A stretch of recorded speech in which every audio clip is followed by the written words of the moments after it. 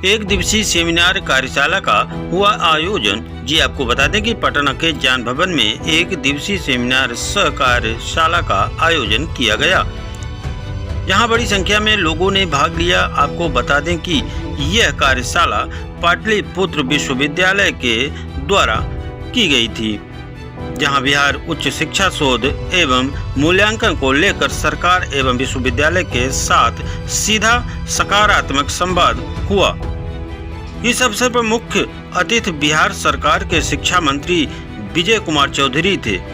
वहीं विशिष्ट अतिथि पाटलिपुत्र विश्वविद्यालय के कुलपति एस.के. सिंह, शिक्षा विभाग के अपर मुख्य सचिव दीपक कुमार सहित कई लोग मुख्य रूप से शामिल हुए। नवीन कुमार, संवाददाता, पटना, बिहार से खास रिपोर्ट।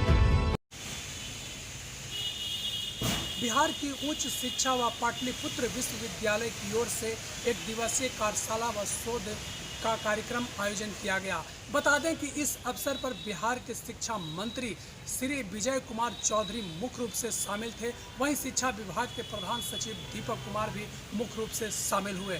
बता दें कि इन तमाम बातों को लेकर के शिक्षा व्यवस्था में व्यापक सुधार हेतु शिक्षा मंत्री ने आवश्यक अनुरोध विश्वविद्यालय से किया। उन्होंने कहा कि बिहार के तमाम विश्वविद्यालय को अगर उपयोगिता प्रमाण पत्र के साथ अगर किसी राशि को वो लेते हैं तो उस राशि को उपयोग करके जल्द से जल्द उपयोगिता प्रमाण पत्र सरकार को मुहैया कराएं। अगर वो विद्यालय में अगर विद्यालय के विश्वविद्यालयों में अगर जाकर के शैक्षणिक गतिविधि को देखते हैं, बच्चों को अगर पढ़ाने का काम करते हैं तो जरूरी तौर पर निश्चित तौर पर विद्यार्थी अवश्य विश्वविद्यालय में या कॉलेजों में जरूर से जरूर आएंगे। इन तमाम बातों को लेकर के माननीय शिक्षा मंत्री ने बिहार के विश्वविद्यालय के कुलपति व उनके प्रोफेसरों को एक एक बात का से अवगत कराया तथा उन्हें निर्देशित किया।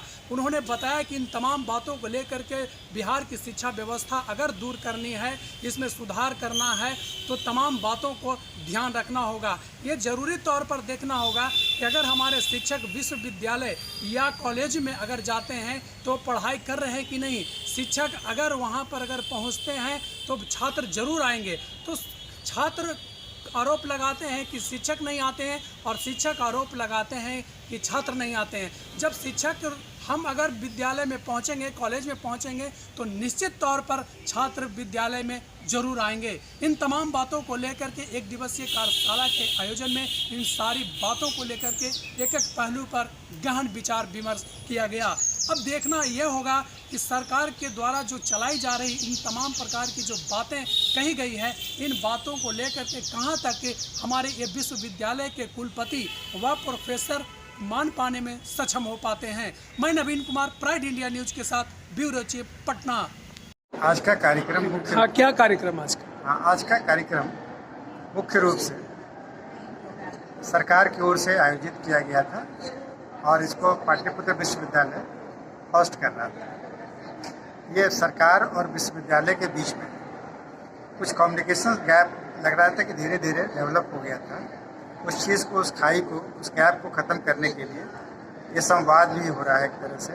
और माननीय शिक्षा मंत्री जी का सीधा अभी आप देखे होंगे कि उनका एक संदेश आया कि आपका भी उद्देश्य और हमारा भी उद्देश्य यही है कि छात्र पढ़ें, आगे बढ़ें, जीवन में कुछ रोजगार के लायक बने और एक उन्नत नागरिक बन के तैयार हों। और ये सारा कार्य अगर कोई कर सकता है, कराने की जिम्मेवारी है तो वो शिक्षकों की है और महाविद्यालयों की है और विश्वविद्यालय की है।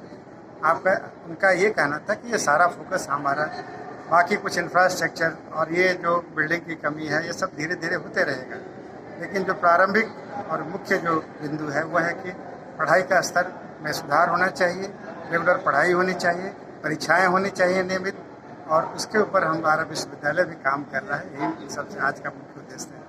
अब इसमें एक और प्रक्रिया है कि नैक का एक्रेडिटेशन कैसे होगा।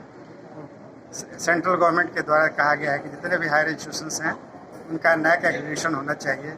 उसके लिए सरकार चाह रही है कि हर कॉलेज, हर महाविद्यालय नैक के लिए जाए और नैक में उनका मूल्यांकन होता है कि वो किस स्तर पे है, कहाँ पे राष्ट्रीय स्तर पे वो स्टैंड करता है, जिससे कि आने वाले समय में पढ़ाई लिखाई में अगर बच्चों को अगर कुछ चूज़ करना हो तो उसमें भी उनको सुविधा हो। ठीक है, क्या लगता है आपको शिक्षक और छात्रों के बीच में जो दूरियां बन रही हैं और इसी की वजह से बच्चे बहुत कम विद्यालय आ पा रहे हैं, इसकी व्यापक सुधार के लिए क्या क्या कदम? नहीं, कोई ऐसा शिक्षक और छात्र के बीच में क्या दूरी बनेगी? उनके बिना तो दोनों एक दूसरे के पूरक हैं।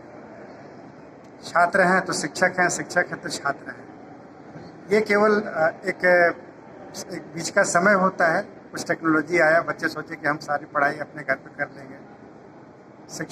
छात्रों की संख्या कम हुई तो शिक्षकों की तरफ से कुछ लेथार्जीपन आया, लेकिन ऐसा कुछ नहीं है। जो कि एक क्लासरूम की जो शिक्षा होती है उसका कोई विकल्प, कोई दूसरा भी साधन नहीं हो सकता।